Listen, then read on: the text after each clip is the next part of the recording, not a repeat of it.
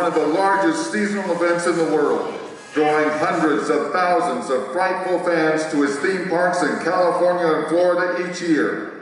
Midsummer Scream is thrilled to bridge the gap between East and West as we welcome representatives from Universal Studios Hollywood and Universal Orlando Resort to our stage for the first time anywhere.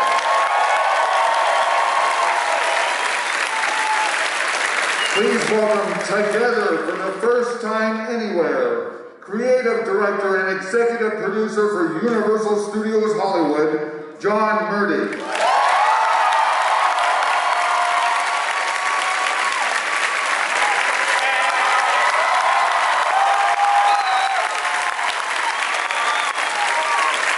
Art Director and Production Designer for Universal Studios Hollywood, Chris Williams.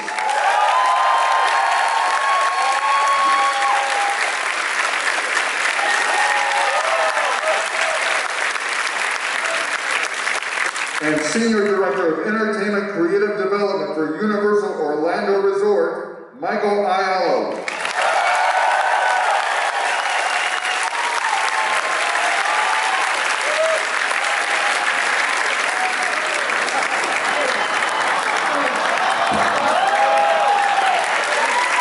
Hey. How you doing, Long Beach? As he said, I'm John Murdy. I'm Creative Director, Executive Producer, Halloween Horror Nights, Universal Studios Hollywood. Chris Williams, Production Designer, Head Art Director for Halloween Horror Nights Hollywood. Thanks for coming. Thank you, Midsummer Scream as well. Thank you, guys. And I'm Mike Aiello, and I am really just happy to be here. All right. Let's take a seat. Okay, all right, let's do that. But picture you're in the living room that we don't have together. So I thought when we were talking about this, and Chris and Mike and I started talking about what we would do today, I thought it was such a cool opportunity because let's ask the question: how many of you guys have actually gone out to Orlando and seen Universal Studios at Universal Orlando Resort? That's crazy. Wow. We thought it would be such a cool opportunity, and to have Mike join us today, so that we could share, a little bit about what's going on in Universal Studios Hollywood, what's going on at Universal Orlando Resort, but also, how many of you guys want to do this and get into the industry and do this for a living, right? How many of you guys? All right, girls. We also thought it would be cool to talk a little bit today about how we all got into the biz, how we all work together, how we work separately. So this presentation, we kind of just pulled out all the stops. It's probably going to take about 3.5 hours. No doubt. So we're going to be here as long as it takes, kids. You good with that? All right. And here's how we're going to start it off.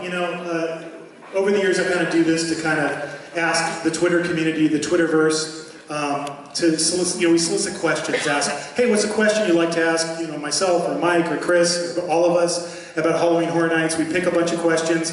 But there's, I've noticed, I've been doing Twitter, I think, since 2009, and I've noticed there's a fair bit of confusion about our sites. I always get people who are asking me Orlando questions. I don't know if you guys get people. The handle is similar. Hollywood, yeah. So we're gonna just real quick, just so you guys always know who you're following. This is the Twitter site for Universal Studios Hollywood at Horror Nights, right? This is the Twitter site for Universal Orlando Resort. Don't blink, it's not that different. It's just the big O, the big R, and the big L. Mike also has his own site, and it's really boring. You don't want to go to that. Go to the. He's verified. I've checked it out. He's verified. It's just pictures of me and my kids, and here's the cereal I had for breakfast this morning. But if you're really into cereal, you can follow Mike. And then this is my site. Are you sitting on a microphone? Oh, I've been sitting on this. I put it off to the side. Okay, that would have been awkward. I'm not verified, by the way. And it has nothing to do with Horror Nights, so I talk about food. But we thought we'd start this thing off with some icebreaker questions from Twitter, just to, just to kind of break the ice, get us all comfortable. We've never done this before. No, we've never ever shared a stage with all of us on one stage. So there are laws against it, I think. at least a couple states. So the first question from Twitter is, and this is probably the single most important question we're going to answer all day today. Why does Orlando call their attractions house, but Hollywood tends to use the term maze? And this is from Is It October Yet? I mean, the answer is pretty mundane. Haunted house was always the term back when the event started in Orlando in the early 90s, and it just kind of stuck. But I will say, when we're creating together or talking about, the terms are a little interchangeable for us when we're talking about. But in our guides and on the website for Orlando, it's always been haunted houses. When I came in '97, they were always called mazes, actually. But Do you know why? I don't know. I really don't I don't either. know. And Because they're amazing. there it is. Trademark. It's not even like the real definition of a maze, because we're not confusing you, we're not putting you into dead ends, we're not doing anything. If we really did that, the throughput would be like 200 people an hour, and the lines would be 6 hours. I think the honest answer is we have no idea. We really don't. And when I came in 2006, when I came to bring back Horror Nights with Chris, they just said, you're going to do one maze this year. And I went, oh, okay, we'll call it a maze. That's it. Thank you. Is it October yet? All right, question. What is your favorite Orlando house, and what is Mike Aiello's favorite Hollywood maze? This is from @HHN Fanatic. I'm sensing a trend here. And the truth is, for many, many years, I've never missed a single night of Horror Nights. Since 2006, I had this crazy streak going where I've been there every single night. It was up over 200 nights, and so it's hard for me to answer that question because there's a whole lot of the houses. It's okay. That I'd never seen, that I'd seen on videos on the internet and everything. But Chris and I went together a couple of years ago, 2016, and we grabbed a flight. We flew. We got there. We did like the whole park. Two parks. We did Islands Adventure and Universal Orlando. We ran around, saw all the parks. Then we did all of Horror Nights. Then we got on a plane the next morning at 7 a.m., flew back and did our event. But the one, that really, really impressed me in Orlando was this one. It's called Ghost Town, the Curse of Lightning Gulch. And for me, what was so impressive about it was just the scale of the sets. They created this entire, ghost town environment, and it felt absolutely real. It was beautiful. It was inside a soundstage, and I loved all the gags. There was one particular gag where a guy popped out of a piano that I thought was really, really clever.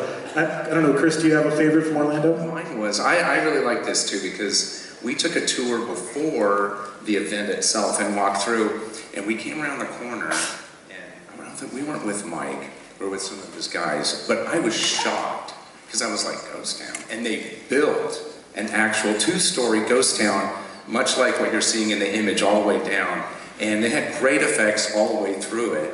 And scenically, that was really the one I liked, but the Exorcist maze that they had produced was really, really cool. We did a pre-walk, but then we walked through it during the event, and they had some great effects. They had one effect that we're walking through the house, and literally the walls dropped in a scrim effect, and we were like out in the desert in Iraq. Very cool. And it was really big, too. It was really cool.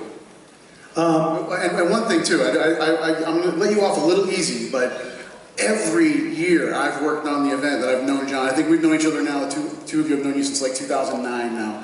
Talk to John, hey, come on out, come on. Every year he's like, I got a streak, man. I got a streak. Serious? I'm not going to break my streak. I'm at the event every night, not breaking the streak, and you did it for me. You know what broke the streak, actually? What's that? My niece decided to get married on an event night. And I was so pissed off. I was like, you gotta change that. And she's like, I can't, the invitations have already gone out. I'm like, I have a streak. So that's what broke the streak. So I'll get to Orlando more in the future. And Mike, your favorite Horror Nights house? My favorite was actually the first maze I ever went to in Hollywood. House of a Thousand Corpses in 3D, zombie vision.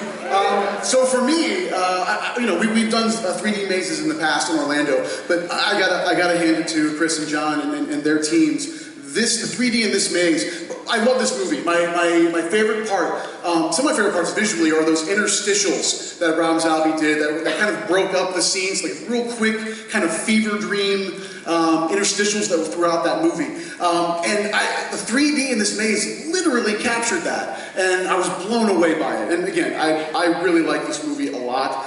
So being able to, again, that's the cool thing about, I've been to the Hollywood event a lot of times, and but here's the thing, that going through... I live closer to you now. I know you do, I know. Yeah, he's in Ireland now, so it is technically closer. But the really cool thing about, working with our teams in Orlando, and the one thing that we don't get is to be able to be surprised by the mazes or haunted houses that we create, because we know where everything is. We know every beat, every step. So being able to come to the Hollywood Park and experience the mazes here and not know anything about them, it's a really cool thing, and something that I don't take for granted when I'm able to come and visit. I get to finally be a guest and a fan and walk through a Halloween Horror Nights maze that I know absolutely nothing about. So it's really cool. But my favorite premise, by the way, for an Orlando original maze, and I couldn't put it down because I didn't see it in person, was Nightingales. Did you? Oh, is yeah. that yours? That's right. Yeah, I'll talk about that a little bit later. But I just love the idea of the World War I thing, but I'll leave that because we're going to talk about it a little bit later. All right, moving on. Let's get personal. Uh-oh. Question. What is your biggest fear? This is from at Blogamist31. Do you want me to go? Yeah. Going first. Going first is your biggest fear? Wow. So, obviously, I'm a dad. So anything happening to my kids is like, that's like the most horrible thing in the entire world. But being more playful with it, quite honestly, my biggest fear is deadlines.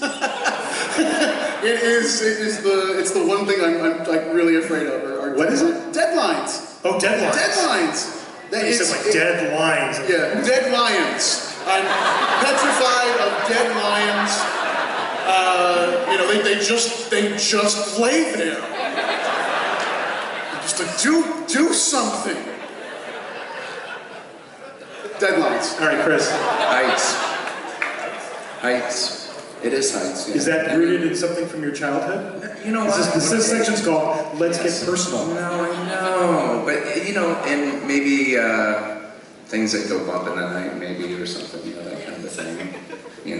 Experience a few things at night type of thing.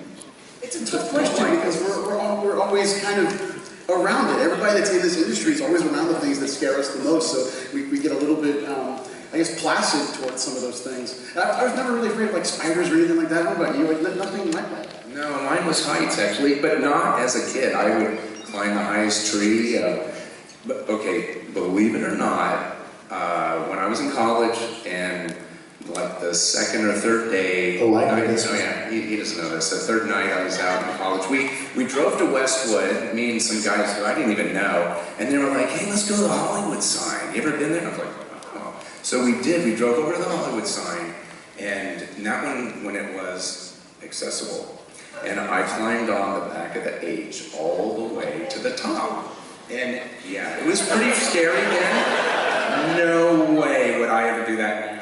There's just no way. But over time, I've just gotten really fearful of, heights. That I didn't know. I did. I climbed the top of the H, and I did it for bragging rights. So there you go.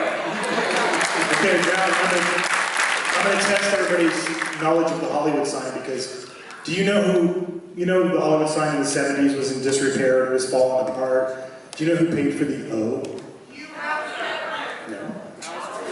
Thank you. Alice Cooper.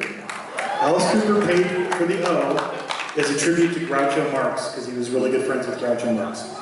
So, obscure, useless trivia for you. If nothing else, when you leave here after our 4-hour panel, you will have learned that. All right. Oh, I have to go. Yes. I have really weird phobias. I'm afraid of wooden spoons and cotton balls. Seriously, I'm like seriously afraid of them. I can't say it. For real? Yeah, no, this is real. I have a hard time even talking about it, so I don't like the texture. I can't touch cotton balls. I can't touch them. I can't handle them. I don't like it. They freak me out. Wooden spoons has a lot to do with like when you're a kid and you get those chocolate ice creams when you're a kid. Remember those? Yeah. They came with the wooden thing in it. I couldn't. The texture, like, don't like them. So, I'm serious. It really freaked me out. in Orlando, we get to do a few original bases in our slate, and I think I found one room theme that I'm going to force you to go for. Our performers have gotten wind of this. So like sometimes when I'm going through an event, like a character will come up to me and hand me a bunch of cotton balls. Worst. All right, moving on. Are you scared by your own creations from Hypno Pilot V1? I suppose that means like our, what we create. Do they scare you? No. No. Chris? I would say no, because overall we kind of know what's going to happen and what's going on. But I tell you, unless a performer moves into like a different location where they're not supposed to be, I get startled a few times every year. Or I'll tell you, dock rooms.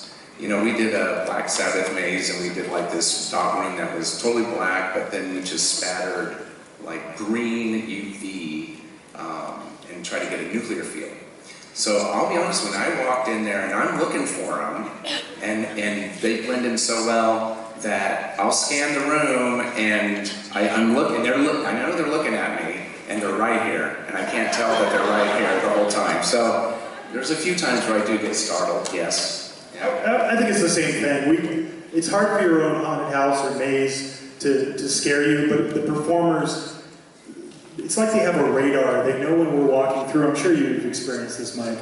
And they just become obsessed with scaring you, and that's terrifying, honestly, because you don't want. The worst thing you can do is scream in front of your own performers. This is really embarrassing, but they have made me scream so many times over the years. And then, then backstage, you'd be walking backstage, and they're like, "I made you scream," and then you feel really small. I lied. I misinterpreted the question. I thought it meant like the ideas that we have. Did you mean my children scare you? Oh, my children are terrifying. So we're talking about like when the event is happening, we're walking through. So yes, there was a moment, and that was An American Werewolf in London, the first time we did it in Orlando. That werewolf terrified me growing up when I watched that movie. And just like the Hollywood Park, we built full-size puppets based on Rick Baker's designs, and these were fully articulated. Again, in Orlando, they were actually manned by a puppeteer, so it could be whatever they wanted to do. It wasn't a fixed interaction with the guest. And we had created a kind of a darkened space to simulate going through the moors. And it was a right-angle turn. It was the first wolf in the maze. And I had not seen it fired yet. I literally held back not seeing it in the actual space for the first time, because I really wanted to get the reaction that an average person would. So walking around that corner, and when that thing fired, and seeing that in real life to scale was like, it was horrifying. And it was like the coolest thing ever. So I'm totally frightened and literally trying to just get against the wall, just going, let's get to the next thing, I want to see it again. It was cool. But what the best thing is when you take a filmmaker or an actor through a maze that's based on the property that they were involved with, and you scare the hell out of them. That's like the best thing in the world, when you're taking somebody through and, I remember we did all those premiere parties for Walking Dead. We used to host all their premieres every time they had a premiere. And I would just go backstage and watch the monitors and watch all the different actors from Walking Dead go through, and I'd just be like, his own character just gets scared of him. All right. What do you love most about your job? What inspired you to choose your career path? I think those are actually two different questions, and this will help us get a little bit into how do we get to, get into the business and kind of talk a little bit too about tips for people who want to get into the business. But let's start with that first part. What do you love most about your job? So the one thing about what I do at Universal Orlando, I oversee an amazing team of writers and show directors and designers and technicians. And Horror Nights is one element of their daily job. It's one element of my daily job. But I'm also responsible for all of the entertainment that exists within the entire resort. Seasonal events, all the parades we do, all the nighttime shows. If anybody saw the Christmas Hogwarts Castle projection display, I was responsible for the creative on that. So I get to dip my toe into a lot of different pools. And Horror Nights is the one kind of constant freight train that exists more than 365 now. I know that's a signature for both of us. So that's the really cool thing, is I've been able to evolve and really lead a lot of passionate people, are doing things that I used to do, in my formative years with the parks, that now I kind of oversee. So it's been a really neat evolution that exists within Horror Nights, but also a lot of other content within the resort. So the diversity, the variety of things I'm able to collaborate with a lot of different teams. That's cool. I really dig the creative freedom that really like John and I both have, and that we work together and dream all this kooky stuff up and come up with wacky ideas to think if, hey, can we make that work, or we see something in respect to a movie or a film, and then, see if we can, achieve a set or, a character or anything like that, pretty much. One thing that's a really great thing is that we know we are going to actually physically produce 6 to 7 of these haunted mazes, houses, in a year. We know we're going to actually do that. Where, some creative institutions and other places, guys will develop stuff for years and it won't come to fruition. One cool thing is that we know we have an end. We know where we're going to end with it. So, which I think that's just really cool. Yeah. I remember in an earlier part of my career when I was working for Universal Creative, in the beginning when I first started out, my ratio of things that I worked on to things that got produced, at one point it was 48-1. Like you generate that much material that would never see the light of day and no one would ever see it, no one ever walk through it, or write it, or experience it. So I agree with what Chris said.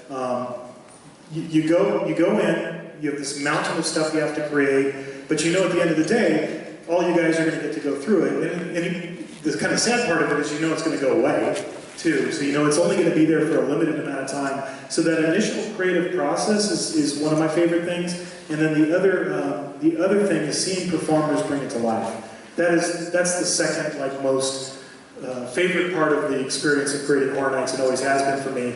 I love Chris and I's initials Being able to foster talent as well. Again, these are massive teams. Like we're just the guys up here talking to you guys. There are hundreds of people that are responsible for the creations that start on that white piece of paper, that then use the same amount of passion, the same amount of talent to be able to bring that to life. So it's really what I really love. I know you guys can hear this, is being able to really see something in somebody and a talent that they have that you can bring out in them, and ultimately do things better than you ever did. That's really what this is about. There were people doing this before us. There are people doing this after us. So it's finding those diamonds in the rough, just like we were found, and instilling in that next generation of what is going to be Halloween Horror Nights. And as far as what inspired you to choose your career path, I've obviously talked about this before, so I won't go into great detail on this, but I'm a Southern California kid. I grew up going to Universal Studios Hollywood. There was 2 seminal events in my life that set me on the path that I'm on now. One was my mom letting me see Frankenstein when I was 4 years old, and that forever, made me obsessed with the Universal Classic Monsters. That's me in those really bad 60s pants, looking at an equally really bad Wolfman. That's Universal, probably 1972. And when I learned that you could come to Universal and you could actually meet the monsters, that was kind of it for me. So every time my parents would ask me where I wanted to go on my birthday, I always wanted to go to Universal. So both the movie studio and the theme park really inspired me to want to do this. And then, Chris. Movies of the 80s, all those practical effects and such, big inspirations. They really were. My parents were as well, My mom was an artist. She did a lot of oil paintings, and that was a big inspiration watching her paint and such. And a lot of that stuff translates even into scenic painting and such. But it's really like the inspiration of, I was a big film guy. I know John was too, as well, I worked in a video store for a long time, so that was like my film education. Mike. Yeah, for me, E.T. was the first movie I ever saw in the theater with my mom. It was life-altering. The idea, again, I was 82, so I was 4 years old. That was the first movie I ever saw that made me feel something, and knowing that it's just a flat image on that screen. I distinctly remember that. I even remember the song that played before the movie even started. It was Chuck Man Jones' Feel So Good.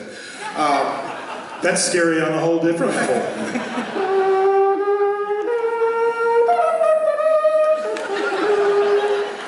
Dude, look at our iTunes. It's snappy. I don't have to look it up. I lived it. And then Halloween was terrified me as a kid. I saw it way too young. But I distinctly remember watching the end of that movie, and it still affects me the same way every single time I see it. Myers, gets shot, falls off the second story, lands, and then later on in that ending, you just see his outline. And then the brilliant thing John Carpenter did was just cut to other homes in the neighborhood, almost kind of searching for him. And I distinctly remember looking out the window of my room, going, "He's out there." How did they let him get away? Again. And I distinctly remember that, looking out that window, just being terrified, because the neighborhood I saw on that screen looked eerily similar to the one that was right outside my window, and that was brilliant. Cool. What training and schooling would it take to one day join your team of concept creators, and your positions specifically? Okay, well, we'll see you later. Have that removed. And what course should we take within the company? This is from Kyle Harden at Yahoo. Thanks. Yahoo K. Thanks. Training, schooling. Yeah, schooling is a big deal. It really is, because, hey, I'm looking for somebody, in a sense, if I'm, say, looking for an art director, somebody with experience, really. That's what I'm really looking for. So experience that they already have experience in production in some way, entertainment production.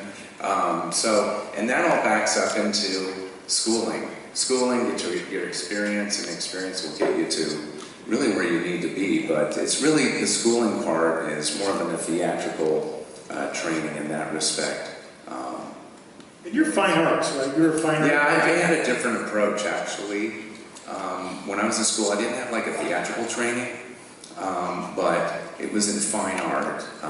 So that was the direction I had, basically a starving artist. But, when I would think about that and think of the future, it's like, I don't want to paint on a bunch of canvases, and I surely don't want to starve either, So, in my wacky brain, I was really looking at different approaches in fine art.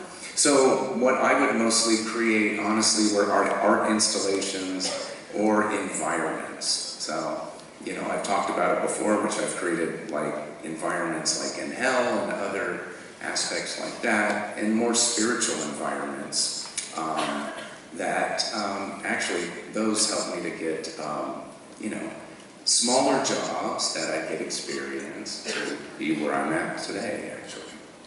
How about you, Mike? For me, I didn't go to college. I was all life experience. I really think, there are two types of people. Well, there's many, but there are two that I'll define here. There are those that really like the structure of being in school and that sort of classroom structure, and there are those that simply don't. those that absorb materials differently, and I'm certainly in that category. For me, and the type of people that we look for to join the creative team at Universal Orlando is someone that honestly has a passion for the thing that they really want to do. A lot of the show directors on my team, Charles Gray, Patrick Blair, Blake Broswell, and they're led by an amazing woman named Laura Sauls. I've been with her for years and years and years, and she manages that crazy group from a day-to-day standpoint. And all of them have different backgrounds, and that's the one unique thing, is there isn't one way that anybody gets to do this. And I'll talk one thing about being here. Let me say once, what Rick and his team have done with this event, there's nothing like this on the East Coast at all. Nothing like this. It is an amazing thing. It's an amazing thing. And you're seeing it out here, that the passion that goes into a lot of people that are in the Hall of Shadows, doing their thing with the home haunts. And we met a girl named Aurora who did a home haunt. Yeah. Did you guys get to go through that trick or treat? Very cool. Yeah, the fact that she just has a passion for it, and there are resources that are available to allow her to achieve the vision that she had. And that's really what it comes down to. It's what all of us have done, is we had a goal in mind, that we saw way out there, and really no way to get there, but there is the first step. And you're seeing that happen all the time over these last 2 days in that hall, and all year, when people are making these amazing haunts. It's passion. And that is the number one quality that you have to have in an individual that's on a team of other passionate people. And I think, the Hall of Shadows is a great example of this. I meet so many people that, like, how do you get into the industry, and what do I need to do, and how do I get your job, et cetera, et cetera. What's so beautiful about that is just do it. Just make something. Because everybody has to start somewhere. But if you just create something, it doesn't matter if it's a video on YouTube or a haunted house in your parents' garage. Every little thing you do is a little bit of experience that you're going to get and be able to build upon to do the next thing. My dad, when I was starting out, gave me really good advice. And my father has worked for the Southern California Gas Company, which I think has a different name now, since 1960.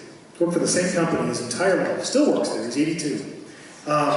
And he told me when I was first starting out, whatever you do, whatever job you do it to the best of your ability, because quality rises to the surface, and that's how people get noticed. So if you're, the first job I think I ever had was waxing and stripping church floors in the summer, like under the table, like really scraping gum out. I was the best damn gum scraper that you ever saw, but that's, passion is such a huge part of it. And it's also just the ability to never give up on yourself, and always, when you're pursuing your dream, everybody's path is going to take wacky turns. It's always a hard question to answer. I don't know what you guys think. Every time I'm asked that question, I always find it hard to answer. Like, what's the path to get there? There is no one path. Everything goes like this. I'm a theater major. I was specifically an acting major, but I ended up doing this because I took a summer job at Universal Studios in 1989 as a tour guide. That's me. And that's the picture of me talking, obviously, as a tour guide. The other picture in the polyester yellow Kodak outfit was I worked really hard as a tour guide. I got bumped up to be a summer supervisor, and then I just kept going. And then all of a sudden, somebody told me there was an opening in what was then called Universal Planning and Development for the ET ride, when we built the ET ride, as a production assistant. And the old special effects show, which was called The World of Sin Magic. So I just, went for it. And then every step led to something else. But it only did that because, if I was a gopher or a production assistant, I was the best damn gopher or production assistant you could imagine. And I've seen this with Horror Nights countless times, and I'm sure you guys have too. All these people who come to work for us, sometimes there's characters, and we have characters who are on our design team today. Troy's probably out in the hall somewhere. You'd recognize him because he's always wearing a fez. There he is. Troy, put your hand up. Troy was a character in our Thing Games, and he was the perfect Norwegian. He had that great beard, and then when we made him look all frozen, he looked awesome. He looked like he was from Norway. He came here, and remember he studied Norwegian so he could speak it. He did. He learned Norwegian. in a maze where he didn't have any lines. We didn't even, I was like, Troy, you don't have lines, but he still learned Norwegian. But Chris found out later that he had a whole design background. Yeah, he came in, he approached me and talked to me, but his design background is, he went to Cal Poly San Luis Obispo for the School of Architecture, which is like a 5-year program. You know, I mean, so, you know, schooling serious, is, yeah, and it's serious architecture. So he's gone through that and he's done some serious studies. So a lot of the work that, you know, honestly, most of the elevational stuff and the frontals that you see, Troy really helps us with that, figure that stuff out to make it look right and appropriate, because, you know, we're not building 30-foot buildings, you know, we're truncating them to make them look appropriate, you know. So.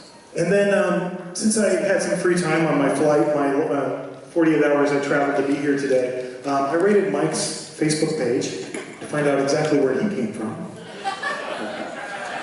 Look what I found. Would you like to explain this, Mr. Aiello? Yeah, so I've been with Universal in Orlando 23 years. I started when I was 17 years old.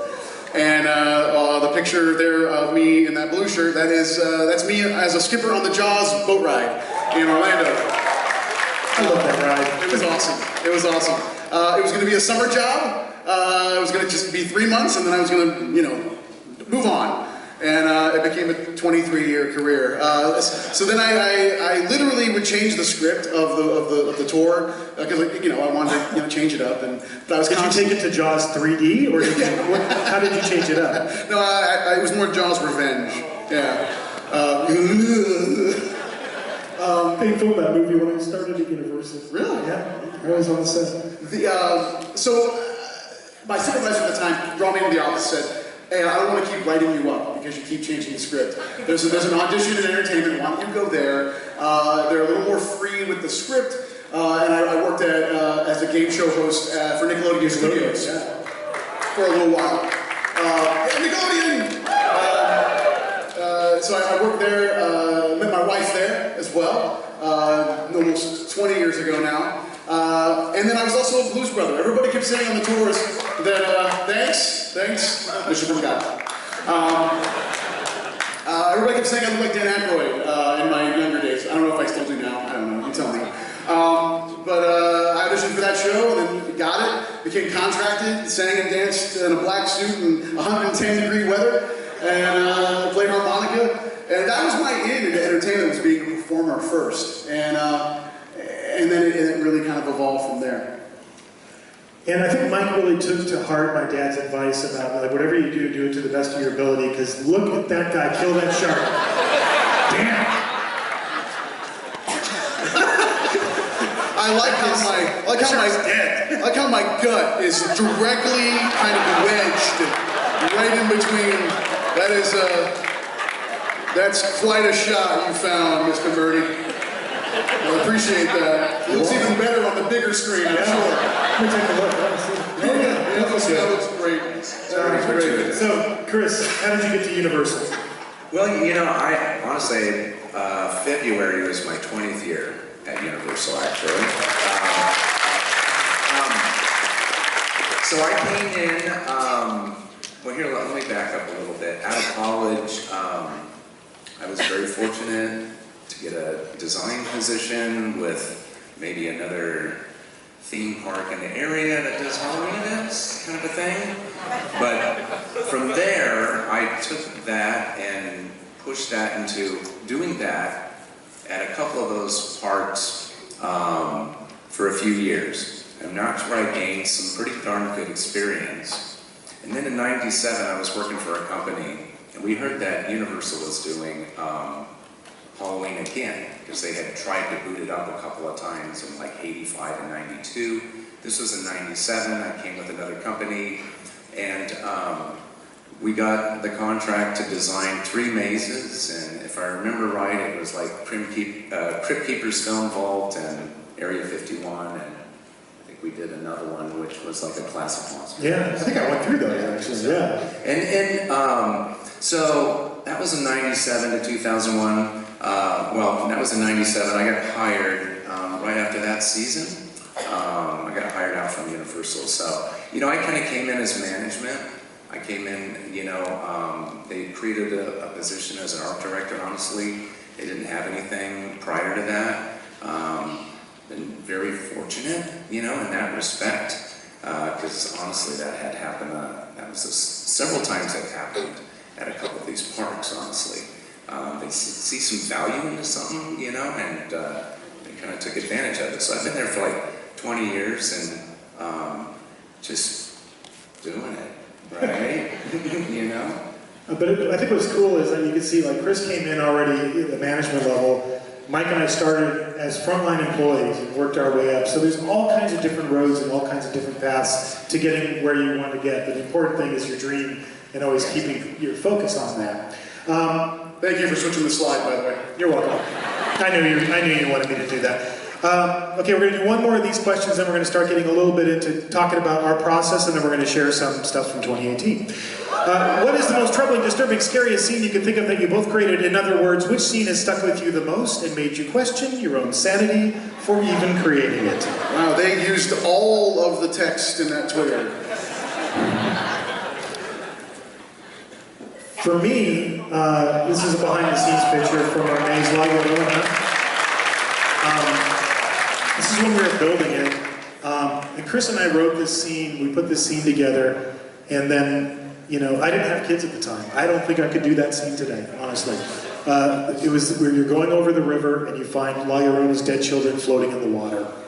And what was even creepier about that is, I remember they were too big, and you had to cut them in half. Yeah, we sectioned them so they were about that thin. So they would float, you know, the water honestly was like 3 inches thick. You know, it was very, very, very shallow. We had to colorize it so you wouldn't see the bottom of it. And I gotta be honest with you, you know, I agree with John on that. You know, this is like the creepiest thing that, you know, that we did. At that time, John didn't have kids. At that time, I did, and they were young. You know, so, yeah, we had a lot of conversations about that. Not only the kids, this was kind of the first maze that we had some religious iconography in there as well. And we debated a lot on that, if we should, you know, show that, and we decided to as well. You know, and also, if you know the lore of La Llorona, the eater of children, we showed that too. She literally ate them, really, you know, intense, I think. You know, we talked a lot about that and debated that. You know, I think the big thing is on this is something that we created out of our own mind. We didn't look at a TV show and go, hey, we're going to grab this scene and do it. It's not like from a film and pull something from that. It's something that we were thinking about and how to present it and how to show it and show it to you guys and make it scary and creepy. So I really think that that is the one that La Llorona really threw out. I would agree. And then for Mike? Yeah, to Chris's point, you know, the being able to create something that is from your own brain and the team's collective consciousness and create that isn't replicating a movie scene or anything like that. In Orlando, we kind of divide our line between IPs and originals. So several years ago, we did a maze called Nightingale's Blood Prey. It was based, a story I wrote based around the Battle of Somme, which was the bloodiest battle in World War I. And I'm also a huge Doctor Who fan. So I wrote a story, female doctor! I know, I can't wait. I wrote this backstory literally as a Doctor Who episode. Like, this would have been like my version of the Monster of the Week. And the Nightingale is a carrion monster that only appears in areas that there's a lot of death and mayhem, because they're carrion. They don't kill, they only feed on the dead and dying. So placing this storyline within the bloodiest battle of World War I, this was pretty intense. We literally built a maze that was below ground level. The guests are walking through World War I trenches, and this chaos is happening all around them. The entrance to the maze was a trench that literally had a tank as the centerpiece. You actually walked underneath it. It was to scale. Massive facade for it. But this was a pretty intense maze. This is one of my favorite original mazes that we did in a while. All right. Let's talk about living horror movies. We've done a lot of them. This is just a fraction of the movies and TV shows and other licensed properties that we've done over the years. What I thought would be cool, we'll do this, we'll run through this, we'll go pretty fast through this part, and then we're going to get into talking about some of the things we're doing this year. But I thought it would be interesting just to talk about the process, because I got this question. When considering IPs, what elements set a property apart as a good fit for a maze? Now, Chris and I have always had 3 rules, and sometimes we break them, but most of the time we try to stick with them. And it's pretty simple. One is awareness, and that simply means, do people know it? Do they want to see it? The reason I use this particular image, this is from, I think, Halloween Horror Nights 2007 or 2008. Notice something about this ad. Do you see the name Freddy anywhere? Do you see the name Jason anywhere? Do you see the name Leatherface anywhere? Do you see the words Nightmare on Elm Street, Friday the 13th, Texas Chainsaw Massacre? This, to me, is the greatest example of awareness. We could put out a poster that just has those 3 characters, and every single person knows exactly what that means. That's the ideal for a maze. If you can put an image out, and instantly people go, I know what that is, I want to see it. That's what we look for. Number 2, we look for characters that we can replicate in a live environment like a maze or a haunted house at Halloween Horror Nights. I use this particular image from Saw because a lot of times when you're working with movies, obviously Freddy is a great character to replicate because it's a mask, but somebody like the Reverse Bear Trap, if she didn't have that headgear on, I don't think that would work. You wouldn't know what it was. So we're always looking for things that have great characters that we can use our live actors to bring it to life. And lastly, it's environments. Of course, this is from Alien vs. Predator. But we're always looking for great environments that we can replicate in a live attraction like Halloween Horror Nights. Is that any different for you guys, what you look for? No. It's the 3-legged stool. You described it perfectly. Question, what does it take to collab, we're going to use that term now, for both parks? How often do you have to meet to talk about the mazes? Yeah, it's early in the process. It's literally from the IP standpoint. Probably after the show, actually. Yeah. John, Chris, and I will sit down and just kind of spitball ideas. We realize doing it might have terrible results. Twilight. You know, I was going to name my daughter. One of my daughters is Isabella, and originally I was going to name her Bella, and then I noticed that was the most popular name that year, and I was like, and I wanted to name her after Bela Lugosi, and which I did. But then I realized, oh my God, if I call her Bella, everybody's going to think she loves Twilight her whole life, so I changed her name over that movie. Go ahead. Do you have a movie, Mike? Well, it's actually a recent one. It's come up a lot in conversations I've been having with people. Quiet Place has come up a lot lately. Amazing movie. You guys are going to have to be really quiet. I know. Can you do that? Can you not make a sound going through a maze? and that, not to say it's not possible, but it's something you got to really think about in knowing the dynamics of the mazes that exist in Halloween Horror Nights. Quiet is definitely not one of them, and that is what makes that film so unique. In fact, when I first saw it, there was one other guy in the theater watching it, and it was hilarious because I knew he was consciously aware of it, but he would eat his popcorn like this.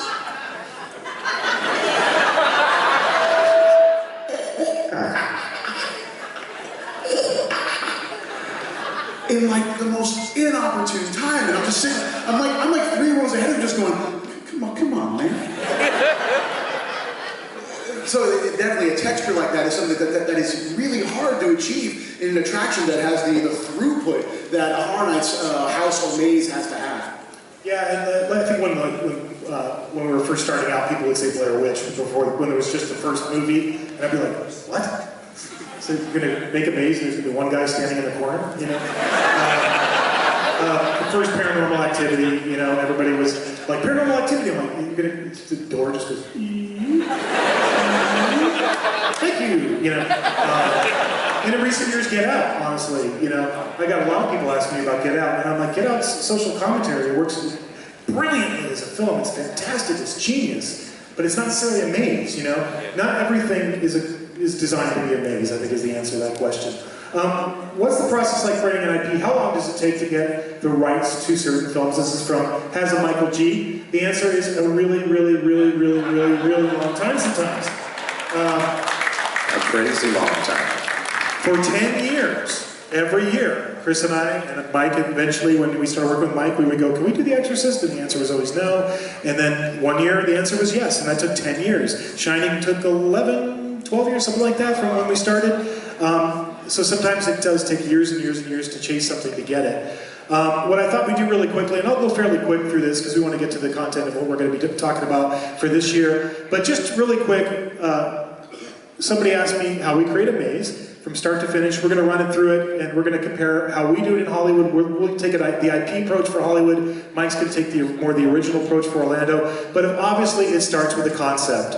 I just used Alice Cooper Goes to Hell because the particular concept for that maze is marrying that album together with Dante's Inferno, and that was kind of our leaping off point for that maze. And then Mike, you put... Yeah, Dead Exposure, Patient Zero is a new original maze we're doing this year in Orlando. And again, the concept, it really actually happened at a bar with my buddy David Hughes, who's one of the designers. We did this maze, this is a prequel to a maze we did a couple of years ago, that really the initial idea was, let's create an entirely black environment. Let's make it a zombie maze, but the way to make it different than any other zombie maze is we're just going to go back in with invisible UV and highlight every detail. So picture this room completely painted black, but we're going back in and highlighting all the detail of every object, every character, and then it's only black light that fires intermittently throughout the maze. So it creates like a negative image. So that was the concept. So once you have the concept, you got to do the pitch. I included that picture of Chris and I. That's Chris and I backstage at Alice Cooper Concept. That's literally when we pitched this idea. That's the only time we've ever captured the pitch in a photograph. We were backstage, he got invited us to see a show, we were backstage, I'm like, hey, so we just worked together, what about this? And then Mike, you put Mr. Landis up there. Yeah, but he has nothing to do with Dead Exposure. I didn't understand the process of the slide, sorry. That's all right. But obviously, you know, when you're working with IPs, you have to go and you have to pitch the actual people that created the film or produced the film. I just really like that picture of me and John Landis. It's good. Then you go through preliminary design. Chris and I would always work together. We called it the post-it note version. We take post-it notes for, you can see it up there, scenes, characters, effects, what the music was, and we would just play with them on the wall, moving them around until we had a basic flow. Yeah, same thing. We do a lot of whiteboard descriptions, and then we even start doing some kind of really basic ink board ground plans, like D&D. It's D&D when you're growing up with graph paper. That's the exact process. And then from there, I'll sit down and write a treatment. Usually that's about 100 pages. On the left, and don't read this because it's from Trick or Treat. You're not supposed to know this, so don't read anything about the rock quarry scene. With the Halloween School Bus Massacre Kids or any of that stuff. So that's an example of what our treatment looks like on the left.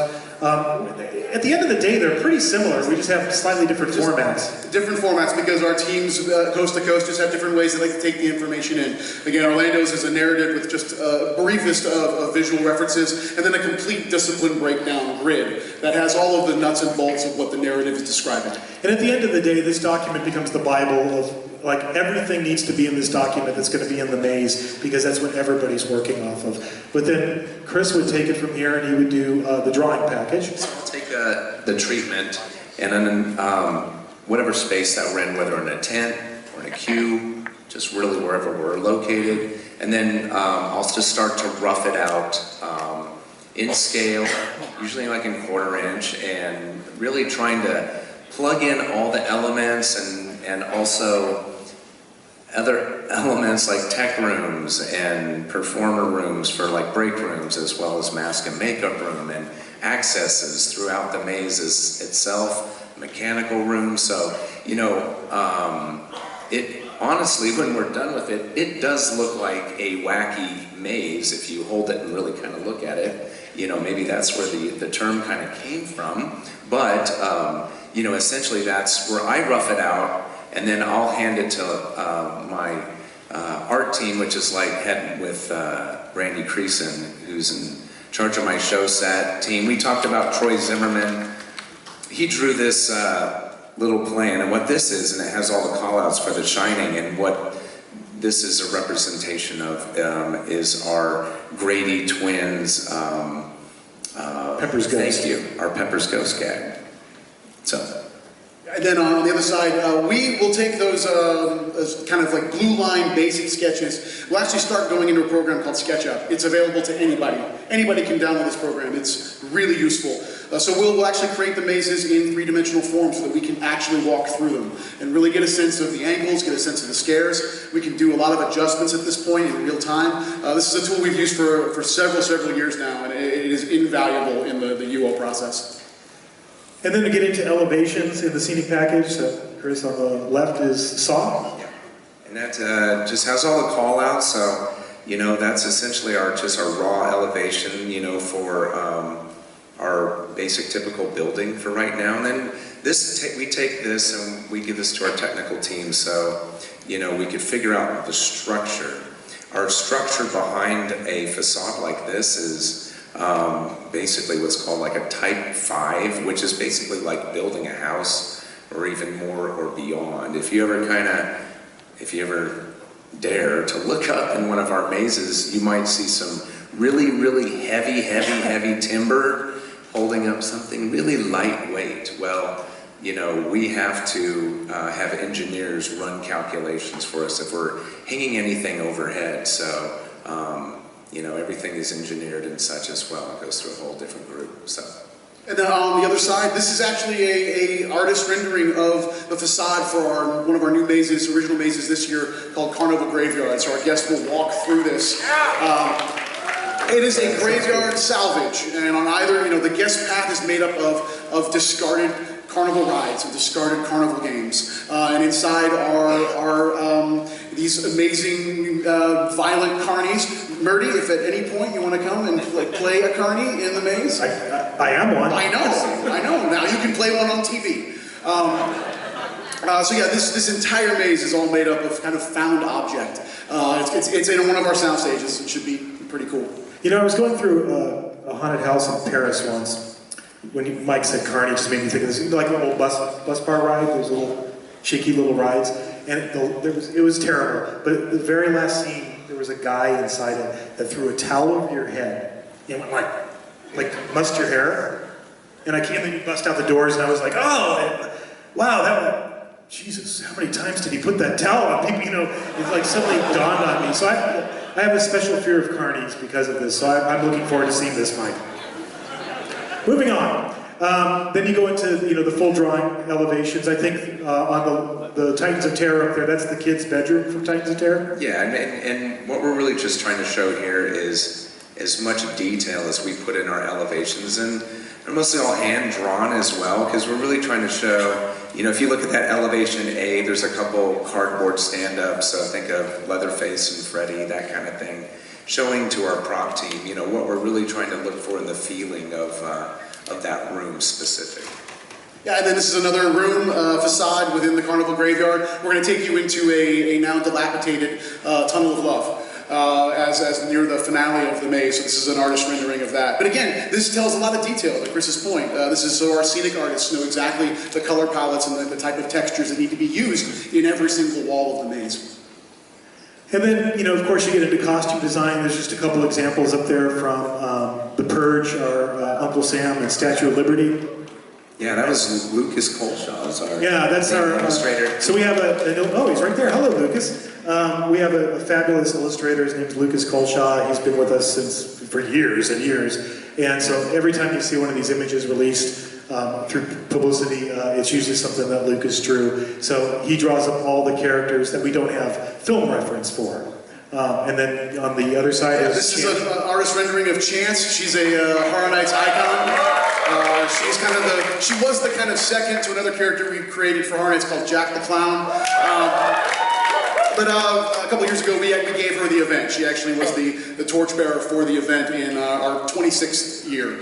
She became the main icon for the event. So this was a rendering of her costume. Beautiful rendering. And then this just shows you what the final product looks like when it's all done. And then we get into makeup. A lot of times when you're working with intellectual properties, there's no need to draw it if you have great reference. This is from American Horror Story Roanoke, Pigman and the Butcher. Chris, you can probably explain what we're looking at. We're looking at a couple sculptures on my left. I guess it's the pig head, and I think that's done out of water-based clay, actually. The other one I think is done out of oil-based, but you know, these are through McGee Effects, and the last several years we've had Mr. McGee do most of the lion's share of all the makeup and masks and such, and I'll tell you, his sculptures and the things that come out of his shop are just like no other. They really are awesome. Yep. And there's the proof.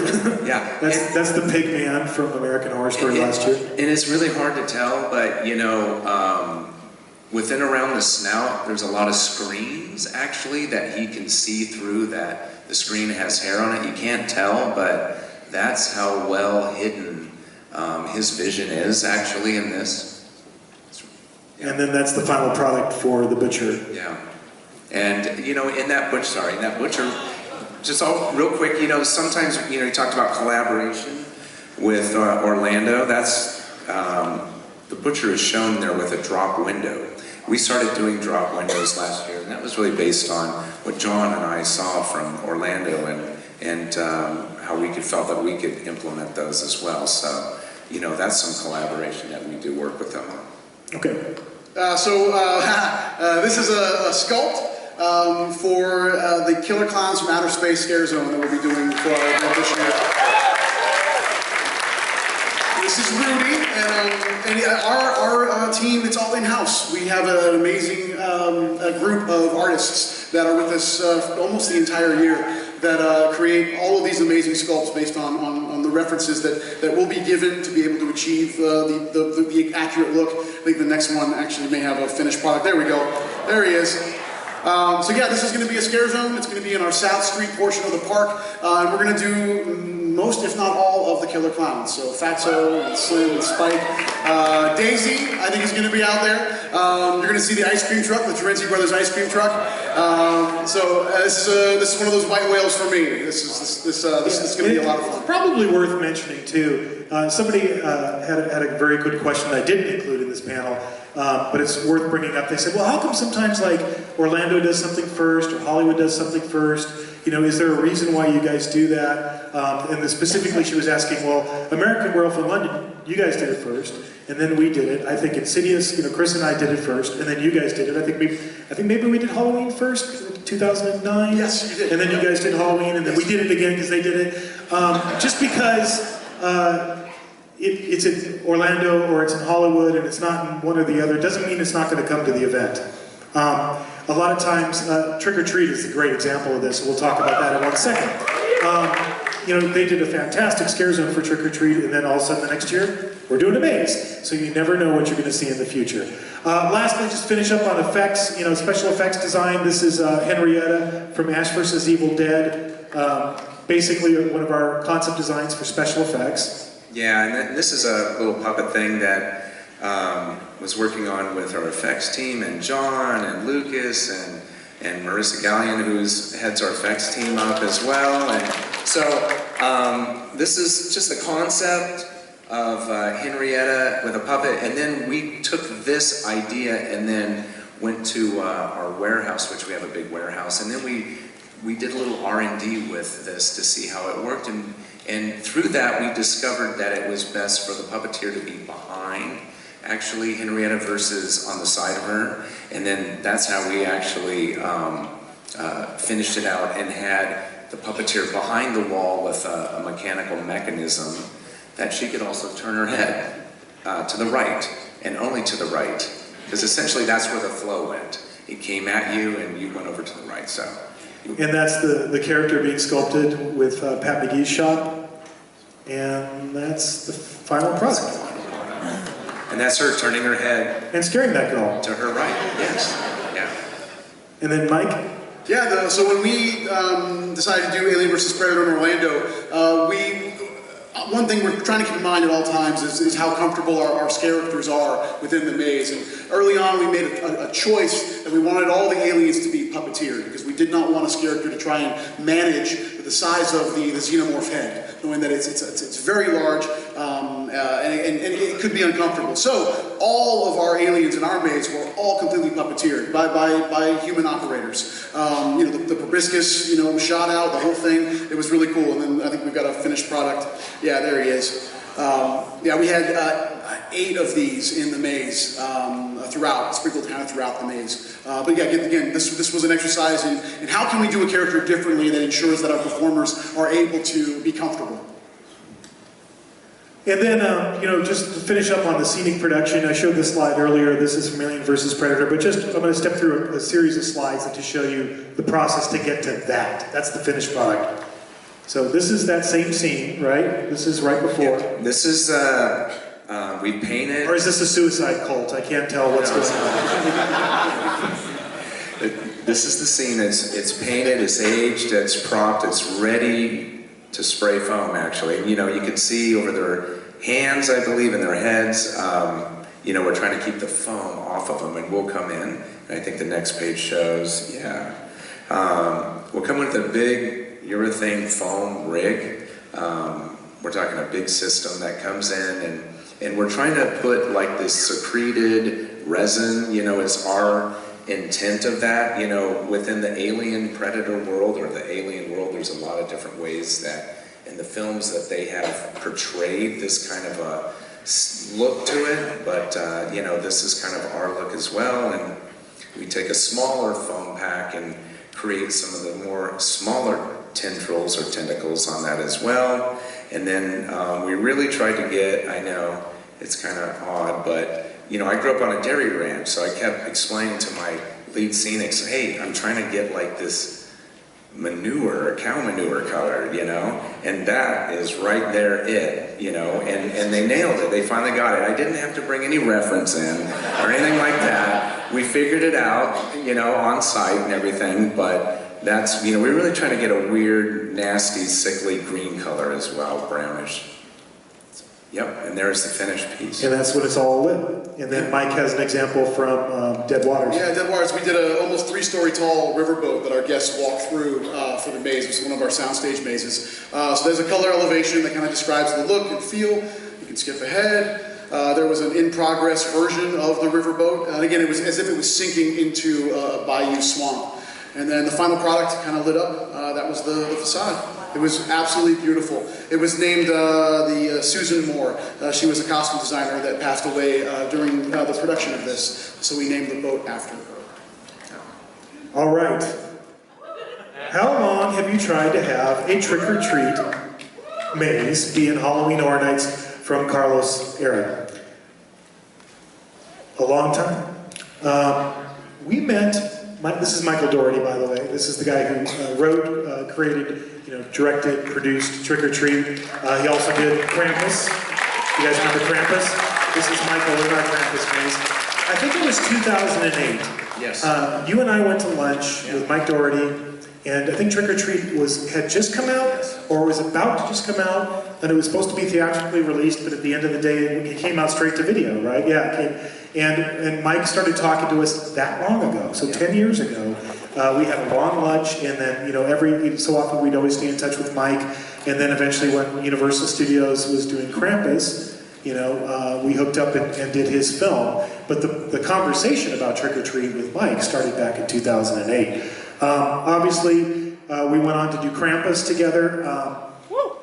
This is the facade. I don't think that's the finished facade. We're missing a couple things, but that was the facade in Hollywood. And then this was your final scene, which was different from ours. Yeah, we actually took you into his lair right at the end of the maze. And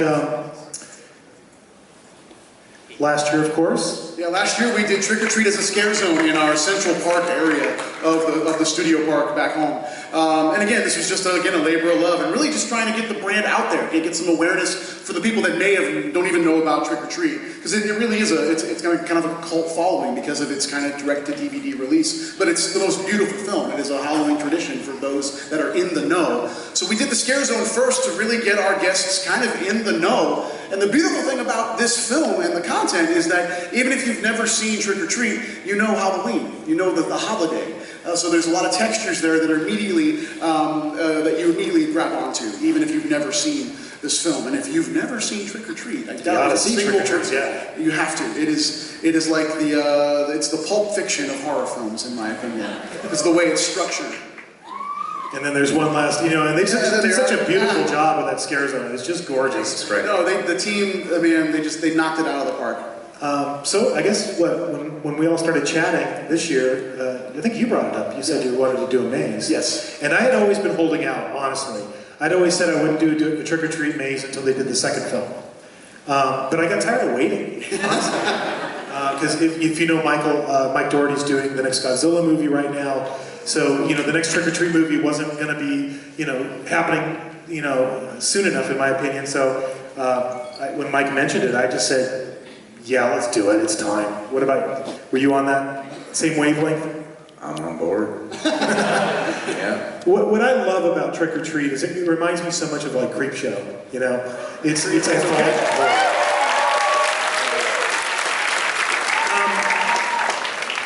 So, we talked about this a little bit, but do you each try to do a shared IP relatively the same, or do you like them to do your own twist on them from SoCal Exploring? And I think you answered it earlier, Mike. Yeah, I think, I don't think we necessarily, like, in our minds set out to do that. I think it naturally ends up that way. Usually when we decide an IP, we go off and we design, Chris and I get together and we come up with our idea, and you guys get together and you come up with your idea, and then inevitably we have that moment, usually right before we're going to pitch it, to say, like, oh, how does your maze go? Here's how our maze goes. But ours is actually different right out of the gate on this one. Right out of the gate it's different, yeah. Here's an example. So for Hollywood, the facade for the maze is going to be Emma and Henry's house, right? And really, when Chris and I sat down to design it, it's because it's the first scene in the movie, right? And we really liked the idea of the ghosts out front. We liked the idea, oh, there's the house, by the way. It's in construction right now. It's being built. This is prior to props and dressing. Obviously, we have to do all the ghost figures. But we like the idea of kind of teasing Sam. So the first time you see him, he is like the she ghost. It's just like how Emma tragically encountered him in the movie. And of course, you're going to run into Emma as well when you're going through this section. But for Orlando, because we had done the zone already, we really wanted to kind of hit the guests over the head with something large in scale right off the bat. So we're beginning our maze with Creek's house, and this is in our parade building facility. So we're building Creek's house, and this is to scale. You're going to walk through the front door to scale of Creek's house. So these are some in-progress photos of the facade for our trick-or-treat maze in Orlando. But the thing I noticed right away when we all started comparing is that we hit all the same beats. Like literally every beat in the film that's in our maze is in Mike's maze, and vice versa. They may be in different spots, but all of the same beats are going to be hit. And just again to like we look at each other's work. Sometimes we blatantly steal things from each other. We blatantly stole this idea from your Scare Zone, actually. The idea of doing the puke scene. And if you don't know what we're talking about, maybe Mike, you could explain what you guys did. So in this story, obviously Wilkins, he has kind of poisoned a lot of the candy that he gives out to kids who have been bad. And this unfortunate young man eats some of that candy and he vomits profusely. The most chocolatey vomit you've ever seen. Chocolatey, yeah. It's disgusting. So we recreated this in the Scare Zone. We actually had made a dummy of the small boy that on cue could vomit right there in front of the guests as they were walking through the zone. And then Wilkins was a live performer, so he would kind of draw the guests in closer and then cue it right before, right when they didn't expect it. And this poor dummy of this kid would just profusely vomit all over the street. It was awesome. And we both saw what Orlando did, so we incorporated a similar effect into the maze. So when you go to the principal, and I should mention, because it's an anthology horror movie, we're really trying to introduce the different sections. So there's like little tableaus that introduce the idea. Oh, this is the principal, or this is the Halloween School Bus Massacre, or this is Surprise Party. So we're going to do all of that as you're going through. And then you sent me a video recently where you guys were R&D'ing with Marissa and her team, the Pukey, Mr. Pukey, or whatever we're calling him. So I can tell you the way that we've positioned this is that you guys will definitely get wet. Pukey wet, yeah, which is better than normal getting wet. There's a picture of what we were just talking about. There's the chocolatey, bloody puke. Yes. And there's Mike's Scare Zone from last year, right? Yes, that was last year, yeah. Surprise Party, that's another section of the movie where these girls are dressed up in kind of sexy princess costumes, and they're going to a special party, and then once you get there, you find out there's something very mysterious going on with these girls. So that's your costume, I think, on this? Yes, yeah, that's a work in progress. We've made some alterations between the costume that we did in the Scare Zone and the one we're doing in the maze, but that's an in-progress version of our Red Riding Hood. But we really wanted to capture that moment, and it's in Chris's design, just like you see there of, you know, walking down that lane in the woods, and something terrible is, you can hear it in front of you, something bad's happening, and lots of people are dying. But we wanted to have that moment where you're walking through the woods and there's the jack-o'-lanterns and everything. As I mentioned, something bad happens with these princess girls. They all start to transform, and at first you think they're kind of turning into vampires, because they get the fangs and the, you know, the features that are very vampire-like, but then they rip off their flesh, and they turn into werewolves. Like that. Ooh, it moves. It's cool, you can just watch that.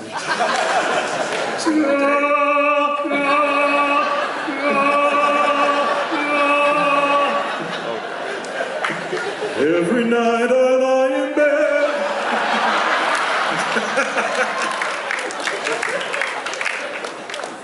I do the whole song. My kids have been wanting to, you know, I just drove to Dublin, you know, to 3.5 hour bus drive, and I listened to that soundtrack 5 times.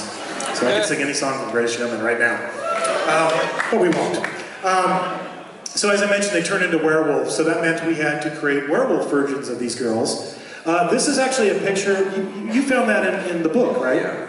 Mike, when we first met him, do you remember he gave us that coffee table book on Trick or Treat? Mm-hmm. And it has this awesome picture, and it's funny, in the movie, you don't see that much of the werewolf, you just see the Greatest Showman version that I showed you there. But you don't really see the full, you know, transformed werewolf until it's just the head howling at the moon at the end of Sweet Dreams by Marilyn Manson. But we're going to show it off. Oh yeah, of course. So, let's show it off. This is our sculpt for the werewolf girl. This is done by Pat McGee Effects. And how we've gotten this positioned is that our performer will look out the mouth there, through the mouth, to, you know, to see vision. So, you know, we could alter the head to make it look very canine. And it's such a weird combination because you also have to marry the princess dress to this. So it's just a bizarre thing.